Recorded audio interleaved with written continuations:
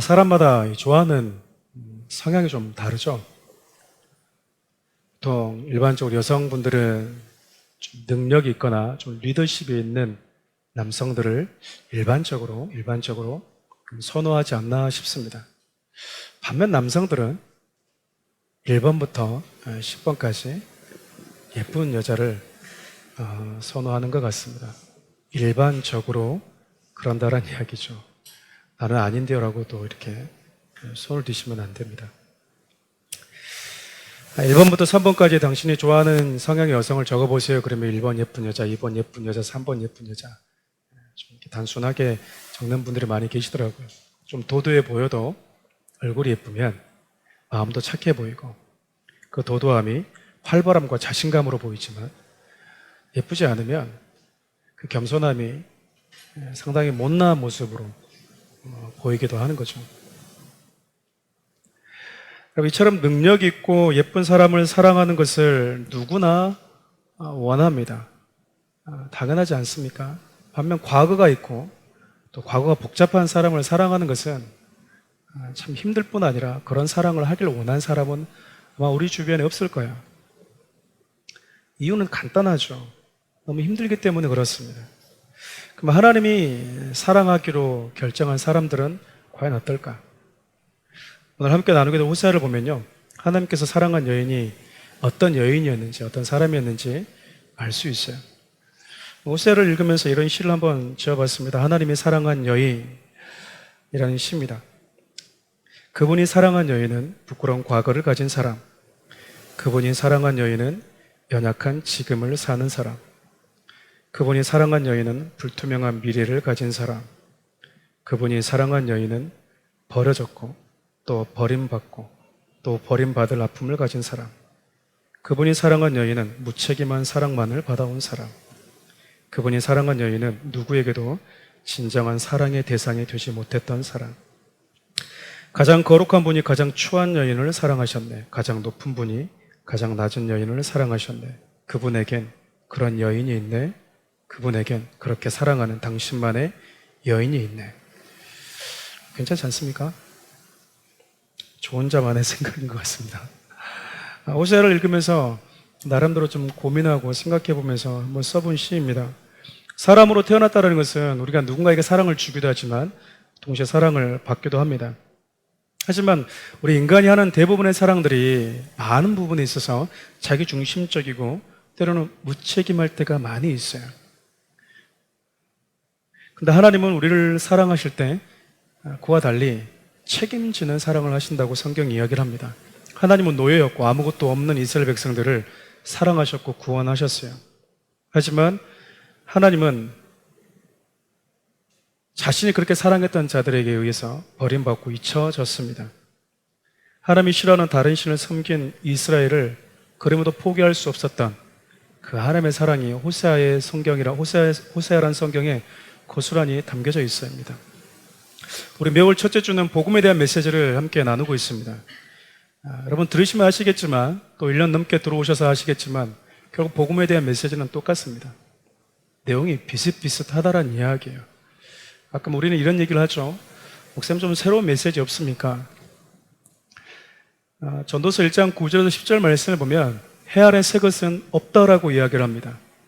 우리가 새 것 그러면 새로운 정보, 새로운 어떤 사실을 새로운 것 이렇게 이야기하지만 성경이 말하는 새로운 것이라는 것은 이 땅에 존재하지 않는 하나님께 속한 것을 새로운 것 이렇게 이야기를 해요.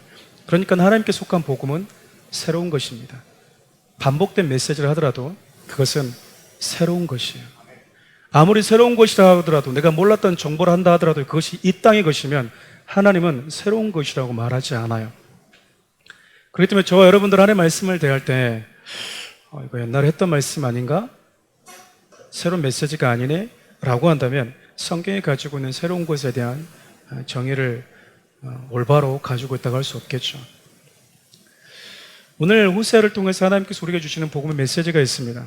하나님은 호세아를 시작하면서 다음과 같은 이 두 가지 명령을 호세아에게 하세요. 첫 번째는 음란한 여인을 맞이해서 결혼해라. 두 번째는 그 여인과 자녀를 낳아라. 음란한 자식을 낳아라라고 이야기합니다. 여러분, 하나님께서 이렇게 이런 상황들을 연출하신 이유가 뭘까? 그것은 하나님께서 택하신 이스라엘 백성들이 당신에게 어떤 일들을 행했는지를 그들에게 알려주기 위해서 그래요. 동시에 그런 자들을 하나님이 어떻게 사랑하셨는지, 어떻게 끌어안으셨는지를 호세아 선지자라는 한 사람의 삶을 통해서 하나님 우리에게 말씀해 주고 싶어 하고 계십니다. 그래서 오늘 본문을 통해서 하나님께서는 예수 그리스도를 우리 가운데 보내시면서까지 사랑했던 자들이 본래 어떤 자였는지 함께 살펴보려고 합니다. 여러분, 하나님께서 호세아를 통해서 음란한 여인을 선택해서 결혼해라 라고 하신 이 메시지가 우리에게 주는 크게 두 가지 의미가 있어요. 왜 하나님은 음란한 여인을 선택해서 결혼하라고 하셨을까? 그 첫 번째 하나님의 의도는요, 하나님은 과거가 있는 사람을 사랑하셨다라는 거예요. 그것을 알려주고 싶은 거죠. 하나님은 과거가 있는 사람을 사랑했다. 여기서 말하는 과거가 있는 사람이라는 것은 저와 여러분과 같은 죄인들을 의미합니다. 가끔 과거가 있는 여인들을 사랑하는 이 소재를 담은 영화나 드라마가 방영되기도 하죠. 혹시 보셨는지 모르겠습니다. 1990년도에 상영되었던 프리티 우먼, 입술이 말라가지고 귀여운 여인이라는 여러분 영화 혹시 보셨습니까? 예전에는 참 이런 감성적인 영화가 참 많이 있었는데 요즘에는 그냥 죽고 또 죽이고 이렇게 터트리고 막 깨는 영화만 나와서 좀 안타까운 부분이 좀 있긴 있어요. 여러분 잘 아시는 것처럼 여기 등장하는 주인공이 줄리아 로버츠, 잘 아시는, 그리고 리차드 기어입니다. 리차드 기어라는 사람이 루이스라는 아주 억만장자죠. 반면에 비비안 역할을 맡았던 줄리아 로버츠는 매춘부였습니다. 우연찮게 서로 만나게 돼서 서로 호감을 갖게 되고 사랑하게 되면서 결국 자신이 가지고 있는 고소공포증을 극복하면서 비비안에게 청혼하면서 영화가 끝이 나죠. 참 재밌게 보았던 영화인데 제가 그 영화를 보면서 이런 생각을 했었어요. 뭐가 아쉬워서 저런 여자랑 결혼을 할까? 그리고 적어도 루이스란 사람이 비비안과 결혼하겠다는 것은 어떤 의미가 담겨져 있을까 생각해 봤어요. 루이스는 억만장자잖아요. 반면 비비안은 매춘부를 일을 해왔다는 과거가 있는 여자입니다. 그런데 여러분, 매춘부라는 과거가 있는 여인과 결혼했다는 이야기는요, 그 여인의 과거를 끌어안겠다라는 거예요. 내가 그 여인의 슬픈, 아픔, 부끄러움, 감추고 싶은 그 과거를 끌어안겠다라는 각오를 하지 않으면 결코 비비안과 결혼할 수 없는 거죠. 가끔 제가 이제 섬겼던 청년들이 저에게 주례를 부탁하러 올 때가 있었어요. 지금은 없습니다만 예전에는 있었습니다. 이제 둘이 와서 이제 목사님 우리 결혼합니다. 이렇게 주례를 좀 부탁하려고요. 그런 얘기하면 서로 막 좋아서 죽습니다. 마디로 깨가 쏟아지죠. 제가 봤을 때는 별 재미없는데 서로 웃으면서 난리 박장대소를 합니다. 목사님 웃기지 않으세요? 저는 안 웃깁니다. 이렇게 얘기하는데도 불구하고 둘은 서로 좋아서 웃어요. 제가 이렇게 물어봅니다. 서로 사랑하십니까? 그러면 목사님이 왜 당연한 질문을 하시나 라는 눈빛으로 저를 쳐다보죠. 당연히 목사님 사랑하죠. 그러니까 결혼하려고 합니다. 그러면 제가 꼭 이렇게 얘기를 해줍니다.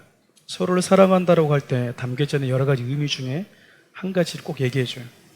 누군가를 사랑한다는 것은 내가 함께하지 못했던 그 사람의 과거의 시간과 지금 좋아서 어쩔 줄 모르는 지금의 시간과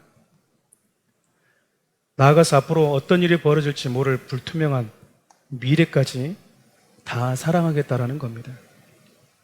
당신이 지금 이 사람이 현재가 좋아서 이 사람을 사랑하고 있지만 이 사람을 당신이 사랑해서 당신의 남편, 당신의 아내로 삼기로 했다라는 것은 내가 함께하지 못했던 그 과거의 그 사람의 아픈, 감추고 싶은 과거뿐만 아니라 앞으로 미래에 어떤 일이 벌어질지 모를 그 모든 것을 끌어안겠다는 각오가 없이는 결혼할 수 없습니다라고 이야기를 해요.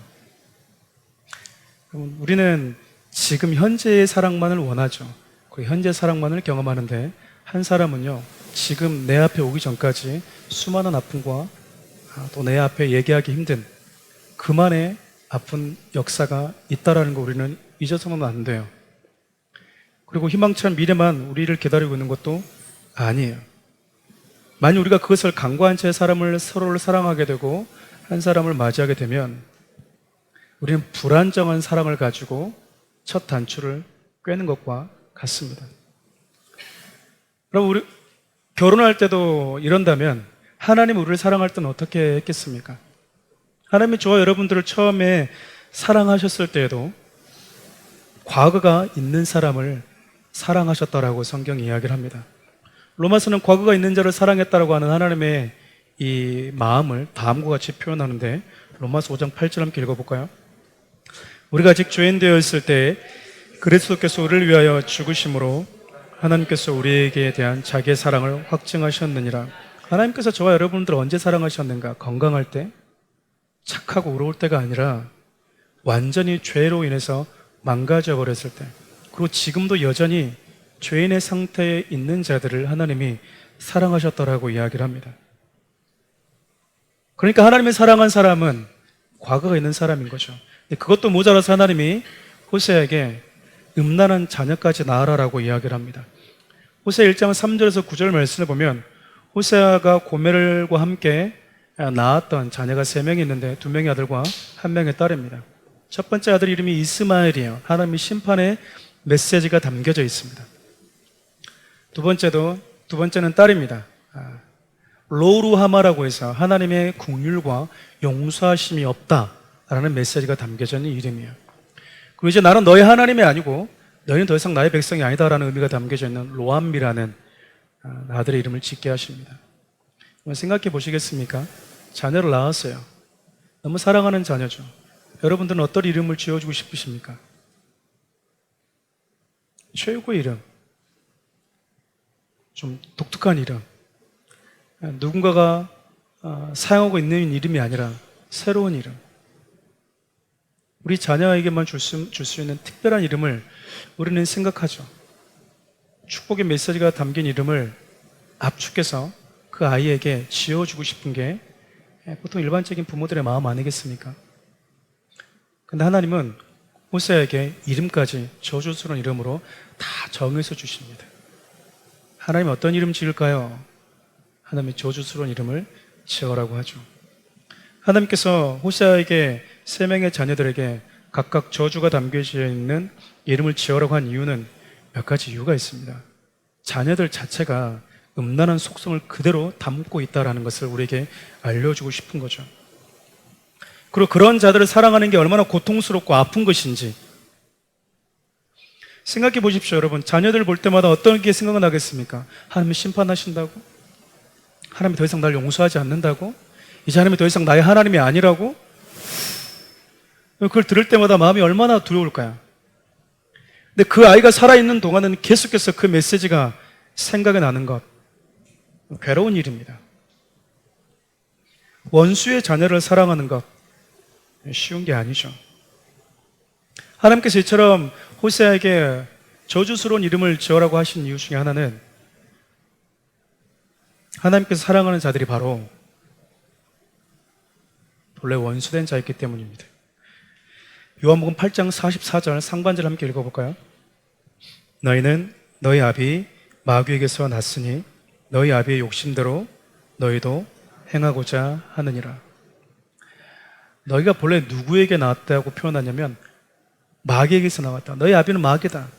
여러분, 이 말은요, 범죄한 자와 여러분의 속성 자체가 완전히 마귀적인 속성과 기질을 타고났다라는 거예요. 다윗 역시 이런 자신을 다음과 같이 표현합니다. 시편 51편 5절 말씀 읽어볼까요?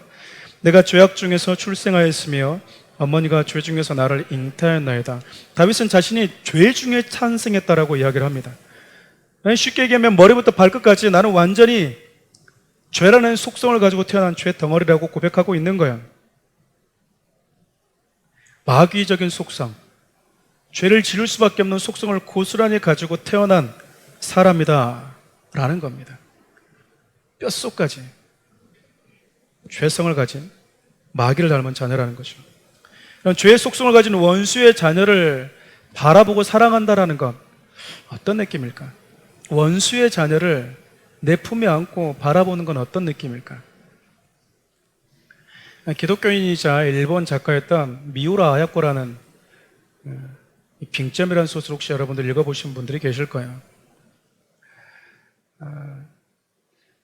제가 읽었던 몇 안 되는 소설 중에 하나이기도 합니다. 그 내용을 간단히 살펴보면 이래요. 일본에 스니구치라는 병원이 있었습니다. 그 병원장이 바로 게이조라는 사람이었고요. 그 아내 이름이 나스에라는 사람이었습니다.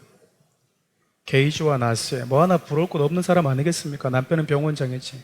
아내는 또 너무나 매혹적으로 생겼습니다. 젊은 의사들이 이렇게 호심탐탐 이렇게 눈을 흘겨서 볼 정도로 아름다운 몸을 가진 여성이기도 했어요. 남편의 병원에서 일하던 젊은 의사가 이 나스에라는 이 여성에게 계속 접근을 하죠. 하루는 집에까지 옵니다. 이 무라이라는 이 젊은 의사가 나스에와 은밀한 사랑을 나누려고요. 여러분 그때 3살짜리 딸이었던 루이코라는 딸이 뭣도 모르고 아무것도 모르고 들어오게 돼요. 그러니까 이 엄마가 그 분위기를 깨고 싶지 않아서 짜증난 말투로 보냅니다. 나가서 놀다 와라고. 개울가 가서 놀다 와! 이렇게 소리를 질러서 아이를 내보내죠. 그리고 다시 둘이 은밀한 사랑을 시작하려고 하는데 남편이 마침 들어와요. 남편이 낌새를 채는 거죠. 분위기가 묘하구나. 근데 더 큰 일은 뭐냐면 그렇게 밖으로 나갔던 딸이 돌아오지 않고 그냥 죽은 채 발견이 돼요. 그 사실을 알게 된 이 남편이 아내에 대한 증오심에 불타게 됩니다. 근데 아내 앞에서 또 직접적으로 얘기도 못해요. 둘이 그런 부끄러운 짓을 하기 위해서 사랑하는 딸을 사지로 내몰았다는 이야기야 라는 그 아내에 대한 증오심, 그러나 아내 앞에서 뭐라 할 수도 없는 그런 애증이 남편의 마음속에서 꺼지지 않는 거예요. 그렇게 슬픔 속에 잠겨있는 아내가 남편에게 우리 딸아이 한 명 데려다 키우자라고, 입양해서 키우자라고 이야기를 해요. 근데 남편이 아내에 대한 이 증오심을 어떻게 할 줄 몰라서 복수하고 싶어서 이 살인자의 딸을 입양을 하게 됩니다. 아내만 모르는 거죠. 살인자의 딸이라는 거를. 아이를 키우죠. 그렇게 서로 사랑하고 잃었던 딸에 대한 이 애정을 새로 입양한 이 요코라는 이름을 지어준 그 딸의 애정을 쏟기 시작해요. 그러다 여러분 초등학생쯤 돼서 방 청소를 하다가 아내가 우연찮게 남편의 일기장을 보게 되는데 남편이 아내랑은 증오심에 대한 메시지와 더불어서 입양한 딸이 원수의 딸이라는 사실을 알게 됩니다. 물론 결론적으로는 보면 이 아이는 원수의 딸이 아니었어요. 남편도 잘못 알고 있었고 아내도 잘못 알고 있는 겁니다. 이후에 친구가 그 사실을 알려주긴 하지만 여러분 이 사실을 알게 된 순간 그렇게 사랑했던 딸, 그렇게 예쁘고 눈에 넣어도 아프지 않는 나에게 기쁨을 줬던 그 딸이 더 이상 예쁘게 보이지가 않는 거야. 원수의 딸이라고 생각하는 그 순간, 내 딸을 죽였다라고 생각하는 그 순간 더 이상 그 아이를 웃는 얼굴로 쳐다볼 수 없게 된 겁니다. 이전처럼 그 딸을 사랑한다는 것은 불가능한 거예요. 이게 우리 인간이 하는 사랑 아니겠습니까? 아이를 볼 때마다 자기 원수가 생각나는데 어떻게 사랑할 수 있겠어요? 하나님이 저와 여러분들을 바라보실 때 어떤 느낌일까? 하나님이 우리를 사랑하시는 것은 빙점에 등장하는 인물들의 사랑하는 것과는 다릅니다. 그리고 그 사랑을 가지고 있던 소녀 목사님 역시 인간이 하는 사랑이 아니에요.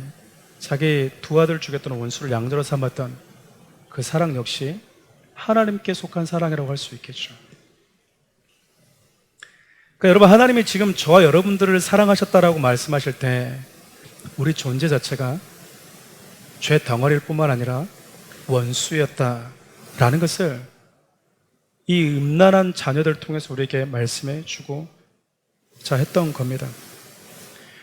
근데 아직도 우리 중에 그래도 난 나이스한 사람이야. 하나님이 나 아니면 누굴 사랑하겠어? 나 아니면 누구를 쓰시겠어? 라고 생각하는 사람이 있다면 아직까지 내가 과거에 어떤 존재였는지를 전혀 모르고 있는 자라고 할 수 있겠죠. 사랑하는 우리 성도 여러분, 하나님은요 나름대로 괜찮은 사람을 사랑한 게 아닙니다. 저와 여러분들은 하나님과 완전히 단절된 죄의 속성을 가진 자들이었어요. 이런 우리를 위해서 기꺼이 예수 그리스도까지 보내주신 분이 바로 하나님이십니다. 그러니까 우리는 이를 통해서 내 자신이 하나님의 사랑을 받기에 얼마나 자격 없는 자인지를 알아야 된다는 거예요. 하나님께서 음란한 여인을 선택해서 결혼하라고 말씀하신 두 번째 의도가 있습니다. 그것은 바로 우리는 그렇게 죄의 속성을 가진 어쩔 수 없는 연약함을 가진 존재라는 거예요. 첫 번째, 하나님이 사랑한 사람이 과거가 있는 사람이구나. 두 번째는 우리는 그렇게 연약한 존재, 죄의 속성에 쉽게 넘어질 수밖에 없는 연약함을 가진 존재라는 사실이 음란한 여인을 선택했던 그 하나님의 메시지에 담겨져 있다는 겁니다. 창녀가 거룩한 하나님의 선지자의 아내가 되죠. 창녀였던 고멜에게는 상상할 수 없는 일이 벌어진 겁니다. 아마 그녀는 따뜻하고 책임있는 사랑을 처음 경험해 봤을 거예요. 자신을 한순간에 엔조의 상대로 여겼던 많은 남성들과 달리 호세아는 따뜻했고요, 거룩했고 책임있는 자세로 자신을 사랑했습니다. 문제는 그런 사랑을 받음에도 불구하고 이 고멜이 계속해서 이 매춘부의 이 습성을 버리지 못했다라는 거예요. 호세아 3장 1절과 2절 말씀 함께 읽어볼까요? 여호와께서 내게 이르시되 이스라엘 자손이 다른 신을 섬기고 건포도 과자를 즐길지라도 여호와가 그들을 사랑하시나니 너는 또 가서 타인의 사랑을 받아 음녀가 된 그 여자를 사랑하라 하시기로 내가 은 다보리 한 호멜 반으로 나를 위하여 그를 사고. 자녀까지 놓고 살던 아내가 다시 창기짓을 시작한 거죠. 남편 입장에서는 어떨 것 같습니까? 괘씸하지 않겠어요? 데리고 와서 같이 살아준 것만으로도 감사해야 될 판에 감사는커녕 다시 과거로 돌아가? 하나님이 호세아에게 다시 돈을 주고 가서 그 여인을 사서 오라고 이야기합니다. 그리고 하나님이 서야까지 하라고 말씀을 하세요. 3절 말씀입니다. 함께 읽어볼까요? 그에게 이르기를 너는 많은 날 동안 나와 함께 지내고 음행하지 말며 다른 남자를 따르지 말라. 나도 내게 그러하리라. 당신이 전에 어떻게 살았던 관계없이 이제 우리 서로만을 바라봅시다. 나도 당신만을 바라볼 테니까 이제 당신도 나만을 바라봐 주십시오. 지금 누가 누구에게 얘기하고 있는 겁니까? 고멜이 호세아에게 얘기하고 있습니까? 아니면 호세아가 고멜에게 이야기하고 있습니까? 아쉬운 사람이 누굽니까? 그런데 호세아가 그렇게 얘기를 해요. 나도 너만 볼 테니까 이제 너도 나만 봐라. 본래 호세아는 한 사람만 봤던 사람입니다. 하나님은 지금 호세아라는 선지자의 이런 말, 행동 하나하나를 통해서 하나님이 지금 당신의 백성, 즉 음란하게 더럽혀진 당신의 백성들을 어떻게 사랑하고 있는지 보여주고 계세요. 하나님은 처음부터 그러니까 음란한 성향을 가진 자를 사랑하신 거죠. 어쩌면 일시당초 창녀를 사랑한 것 자체가 잘못이었을지도 몰라요. 왜냐하면 하지 않아도 되는 수고를 자초한 것이니까요. 그런데 하나님도 마찬가지십니다. 하나님께서 저와 여러분을 사랑하셨다는 것은요, 하지 않아도 되는 수고를 그분이 스스로가 자초했다는 의미가 돼요. 그분은 우리가 얼마나 큰 죄인이었고 또 지금 현재 넘어질 수밖에 없고 앞으로도 그렇게 넘어질 수밖에 없는 가능성을 가지고 있는 존재라는 사실을 알고 사랑하셨습니다. 애시당초 건강하고 나이스한 의인을 사랑한 것이 아니라 고칠 수 없는 질병에 든 병든 자, 죄인을 사랑하신 거죠. 여러분, 오래된 병 앞에 효자 없다고 얘기하지 않습니까? 내 부모가 소변, 대변 가리지 못하고 하루 이틀이 아니라 몇 년씩 그렇게 있을 때 자녀들이 사랑하는 마음으로, 국률한 마음으로 끝까지 곁에 있어주는 건 쉽지 않아요. 우리가 하는 사랑이 그래요. 병들고 냄새 날 때 가까이 가고 싶지 않은 게 우리 인간들이 하는 사랑의 모습입니다. 근데 하나님 그렇게 하지 않았다고 성경 일관되게 이야기를 해요. 근데 여러분, 이 메시지가 저와 여러분들이 주는 크나큰 위로가 있어요. 어떤 의미에서 이게 위로냐면, 우리는 하나님과 상관없는 자였다라는 과거가 있는 죄인일 뿐만 아니라 처절하게 망가져버린 존재임에도 불구하고 하나님이 사랑하셨다라는 거예요. 다시 말하면 지금 여전히 넘어질 수 있는 연약함을 가지고 있고 앞으로도 그럴 수 있는 존재를 하나님이 사랑하셨다. 무슨 말이겠습니까? 나를 사랑하신 하나님 앞에 나는 이러면 안 돼. 나는 하나님이 나를 이렇게 사랑하시니까 나는 다시는 이렇게 살지 않을 거야. 아무리 수없이 다짐하고 다짐해봐도 맥없이 넘어지는 존재라는 거야. 우리가 얼마나 지금까지 다짐 많이 하고 결단 많이 왔습니까? 학창시절, 청년시절에 결단합시다. 결단하실 분 일어서십시오. 그 자리에서 일어서십시오. 일어서는 것도 모자라서 엎드려서 우리 울면서 결단하면서 질질 무릎을 기어가면서 하나님 앞에 결단했어요. 다시는 그렇게 살지 않겠습니다. 하나님만 바라보며 살겠습니다.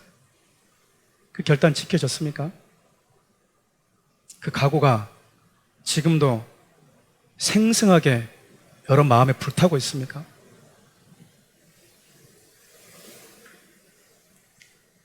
근데 하나님이 그걸 아셨다라는 거예요. 안타깝고 괴롭지만 이것이 죄의 흔적에 남아있는 육체를 안고 살아가는 동안 저와 여러분들이 부인할 수 없는 현실이라는 사실을 하나님은 알고 계셨다라는 거예요. 애시당초 음란한 습성을 가진 여인을 선택하는 그 순간부터, 죄된 속성을 가진 인간을 선택하는 그 순간부터 하나님은 그것을 각오하셨다라는 거야. 깜짝이야. 나는 넘어질 줄 몰랐는데, 회개하고는 안 넘어질 줄 알았는데 또 넘어졌니? 하나님은 놀라지 않는다라는 겁니다. 하나님이 그 모든 사실을 알고 저 여러분들을 선택하셨다라는 거예요. 여러분, 이 메시지가 저 여러분들에게 어떤 메시지로 다가와야 될까요?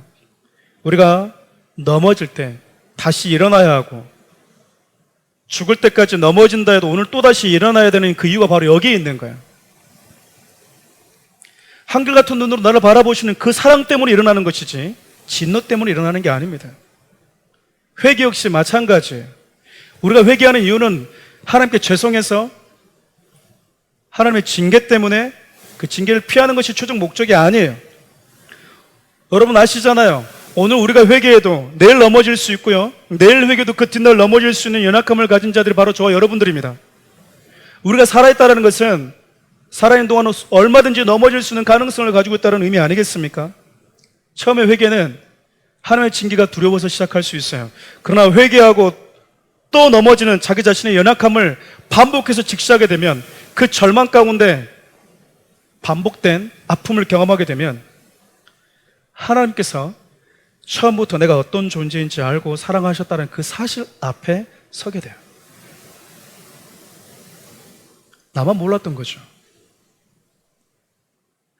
그리고 하나님은 처음부터 내가 그렇게 넘어질 수 있는 연약함을 가지고 있다는 사실을 알고 계셨구나. 그 사랑 앞에 서게 되면요, 자격 없는 나를 선택하시고 하나님의 사랑하는 자로 삼아주신 그 은혜의 무게감을 다시 만나게 되는 겁니다. 그러니까 회개는 하나님의 깊고 무거운 은혜 안으로 들어가는 시간인 거예요. 하나님, 내가 오늘 회개하지만 하나님 아시죠? 난 내일 여전히 하나님을 잡아주지 않으면 연약해서 넘어질 수밖에 없는 연약한 자입니다. 하나님, 그래도 내가 좋으십니까? 그런 나를 하나님이 그걸 알고 선택하셨습니까? 그 사랑 때문에 우리가 회개하는 거라니까요. 사랑하는 우리 성도 여러분, 하나님은 저 여러분들이 죄를 짓지 않아서 사랑하신 것이 아닙니다. 그리고 우리가 앞으로 죄를 짓지 않을 거라서 그걸 확신해서 예수 그리스도를 저와 여러분들에게 보내주신 것도 아니에요. 내가 너를 사랑함이라는 송명희 시인이 쓴 시가 있습니다. 그 시에다가 신상우님이 곡을 붙이셨죠. 들어보신 분들 아실 거예요. 제가 이번 주 여러분들에게 보내드리기도 했습니다. 그 찬양의 가사가 이렇습니다. 내가 너를 사랑하는 것은 내가 다른 사람보다 나아서가 아니라 내가 너를 사랑하는데 내가 너를 사랑하는데 내가 너를 사랑하는 이유는 내가 죄를 짓지 않아서가 아니라 내가 너를 못 잊어 하고 사랑하는 까닭은 내가 너를 영원히 사랑함이라. 내가 너를 사랑하고 영화롭게 하는데 누가 너를 정죄하리요 욕되게 하리요. 아무도 너를 만질 수 없으면 내가 너를 사랑함이라. 내가 너를 사랑하고 영화롭게 하는데 누가 너를 정죄하리요 욕되게 하리요. 아무도 너를 만질 수 없으면 내가 너를 사랑함이라. 내가 너를 사랑함이라.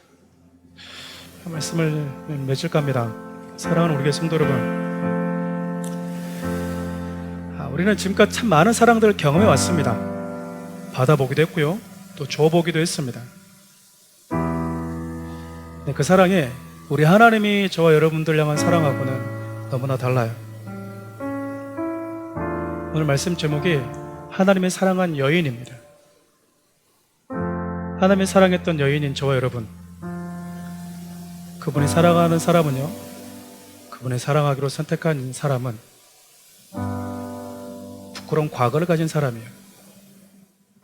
그리고 지금이란 시간 속에서 넘어질 수 있는 연약함을 가지고 있는 자입니다.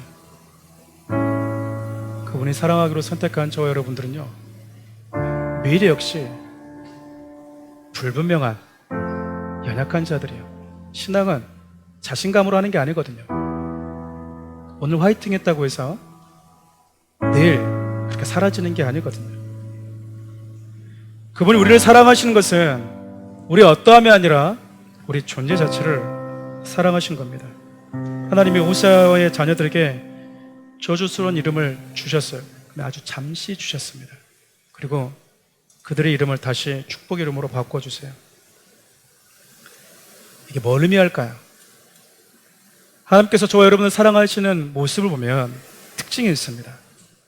특징 중에 하나가 가장 먼저 전에 우리가 어떤 존재였는지를 분명하게 보게 하세요. 그 다음 하나님의 사랑을 입은 지금 우리가 어떤 존재로 바뀌었는지를 말씀해 주세요. 십자가 없이 부활만 얘기하지도 않고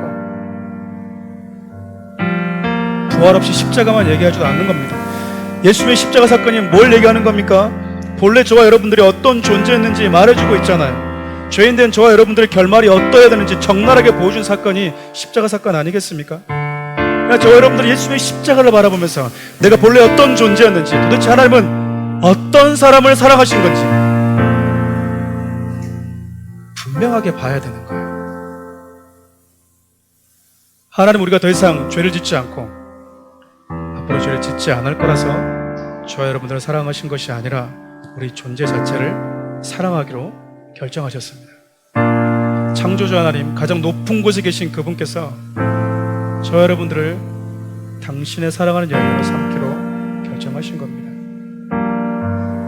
이제 우리는 그분의 사랑을 입은 자답게 몸부림쳐야 돼요. 부담스럽고 의무적인 몸부림이 아니라 사랑과 자원함이 묻어나는 몸부림. 왜냐하면 저와 여러분은 하나님의 사랑을 받은 자이고 감히 하나님이 나의 사랑한 여인이라고 부르는 자들이기 때문입니다. 오늘 말씀처럼 하나님의 사랑하는 사람은, 하나님의 사랑했던 사람은 과거가 있는 사람이었음을 알게 됩니다. 과거가 있는 사람을 사랑한다라는 게 얼마나 가슴 아픈 일인지. 그런데 어떻게 하겠습니까? 하나님이 그렇게 선택하셨는데, 그렇게 작정하셨는데.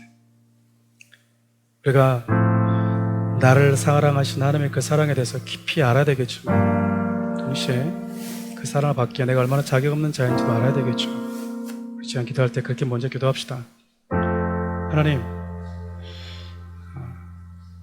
나는 주님의 사랑받기에 자격이 없는 자입니다. 그런 나를 사랑하셔서 하나님이 얼마나 많은 사랑의 수고를 하셨는지 이 시간 하나님 앞에 마음을 쏟아놓고 기도하는 시간이 되었으면 좋겠어요. 그리고 두 번째로, 이제 그렇게 나를 아낌없이 사랑하신 그분의 마음을 담아서 나도 주님을 매일같이 다시 사랑하기로 몸부림치는 자가 되게 해달라고 기도합시다. 이 두 가지, 마지막 사랑하는 우리 교회가 그렇게 우리 주님을 사랑하는 교회가 되게 되도록 기도합시다. 우리 주님 한번 부를까요? 주여! 하나님 감사를 드립니다. 그 가운데 우리 주님이 함께 하셨습니다.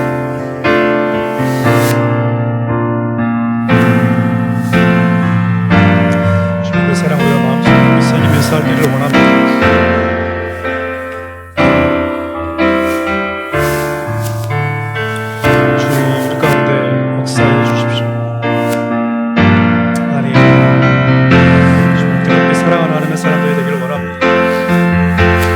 쓰게 될 때 그 사랑의 무게를 경험하게 도와주십시오. 그 사랑의 그 은혜의 무게감을 경험하게 도와주십시오. 하나님, 우리 인생 가운데 행하신 하나님의 일들을 우리가 경험하기를 원합니다. 사랑하는 우리 교회가 이렇게 하나님을 사랑하는 교회가 되게 하여 주십시오. 이렇게 하나님을 사랑하는 교회가 되게 하여 주십시오. 그리고 아낌없이 나를 사랑하신 그 사랑 앞에 우리가 감사함으로, 우리가 기쁨으로, 우리가 사랑의 몸부림으로 나아가게 하여 주시옵소서.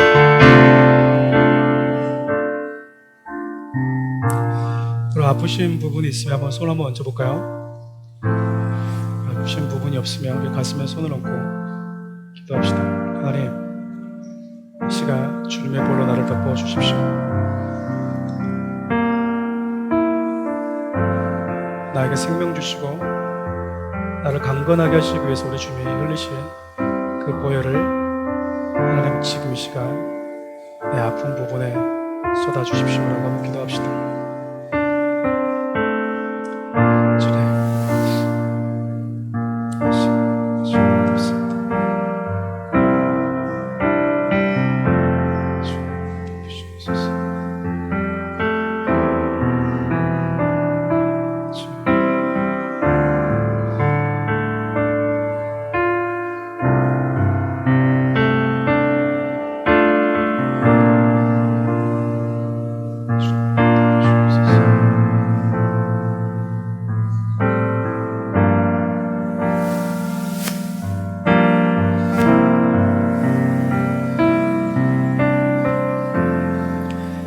우리를 구원하신 예수 그리스도의 존귀한 이름, 우리를 고치신 예수 그리스도의 생명의 이름으로 이 시간 선포하노니 이들의 손을 얹고 있는 모든 부분의 질병은 떠나갈지어다.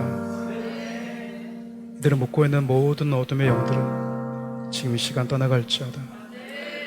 이들의 가정과 이들의 일터와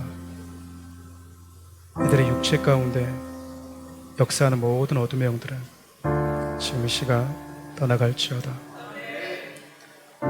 그리고 이들의 연약한 육체 부분마다 회복과 강건함이 나타날지어다. 십자가를 통해서 우리가 어떤 존재였는지, 어떤 존재를 사랑하셨는지, 그런 자들을 위해서 우리 주님 어떤 고통을 감당하셨는지를 말씀해 주시는 예수 그리스도의 은혜와 과거가 있고 현재도 아프고 미래도 불투명한 우리를 기꺼이 당신의 사랑의 대상으로 삼기로 결정해 주신 하나님의 다함없는 사랑과 그 사랑 앞에 날마다 우리가 무릎 꿇고 몸부림칠 수 있도록 도와주시는 성령 하나님의 크신 은혜가 사랑하는 우리 교회 모든 성도들 머리 위에 이 나라의 민족과 교회들 위해 함께 하시기를 간절히 축원하옵나이다. 아멘.